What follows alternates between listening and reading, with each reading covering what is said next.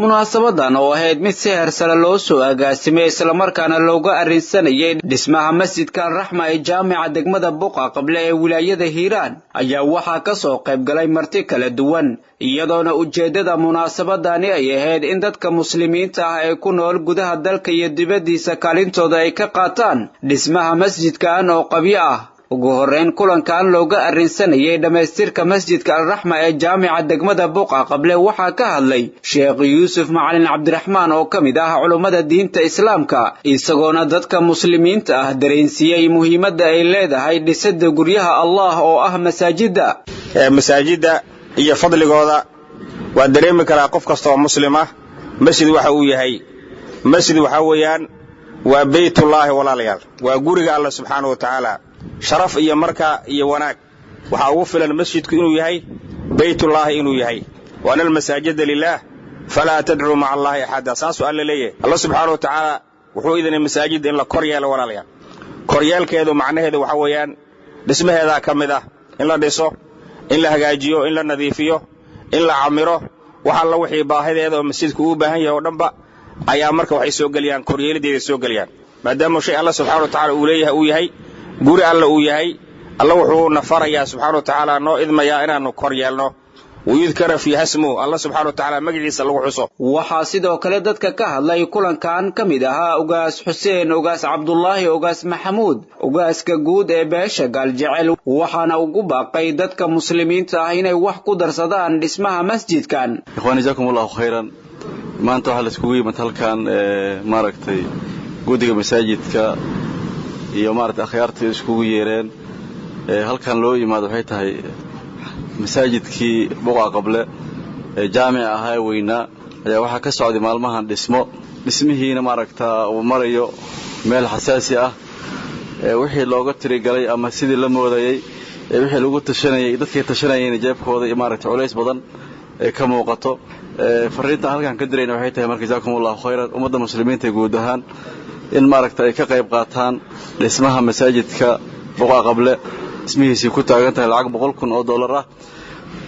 waxaana sharaf ugu filan maaragtay in Ilaahay masaajidiisa la qayb qaato xadiiskii nabiga sallallahu alayhi wa sallam oo dhahay man bana lillahi baytan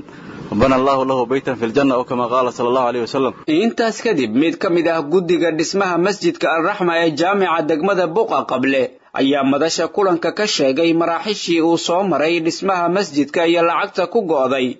isagoona dhanka kale dadka doonaya inay ka qayb qaataan dhismaha masjidka u sheegay akoonna iyo lambar ay lacagta ku soo tuuri karaan ilaaha maad iskale dhamaanteed waxaan u mahadcelinayaa kadib akhyaarta masaajidka ka soo qayb gashay maanta oo runtii ay howlo badan lahaa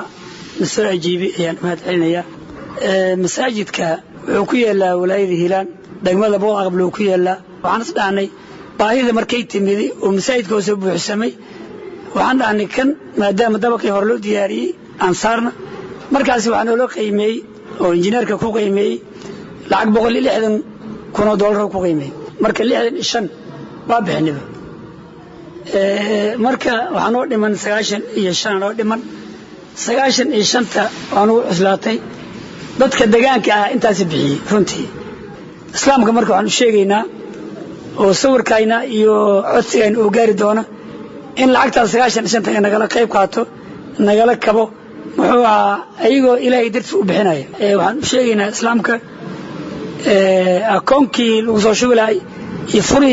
mobilka iskar saaran ayaan u sheegaynaa nambarka koobaad iyo akoonka koobaad 5 waaye furaha hormuud waaye furaha waa 5 6 eber laba u dambaysa 6 u horeysa 4 eber dhexda ku jirto laba u dambaysa waxa ku qoran Ahmed Xaaji Xuseen ugaasni liira ku qoran akoonka nambarkaasi uu wato 30 53 28 waayo akoonka waa la shaqeeyaan nambarka iyo mobilka iyo akoonka waa asna akoonka bangi salaam waa akoonka labaad mobilka uu wato 5 waayo furaha 87 34 eber 4 Maxamed Macallim Yuusuf ku qoran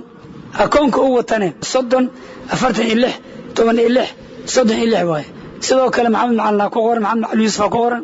bangi salaam waa sigana wilayaadka islaamiga ah ayaa waayihii ugu dambeeyay waxa ku soo badanayay dhismaha masaajida kuwaas oo ay dhismahooda ka qayb qaadanayaan bulshada muslimiinta ah ee ku nool gudaha iyo dibadda arrinkaas oo muujinaya iskaashiga bulshada iyo muhiimadda ay leedahay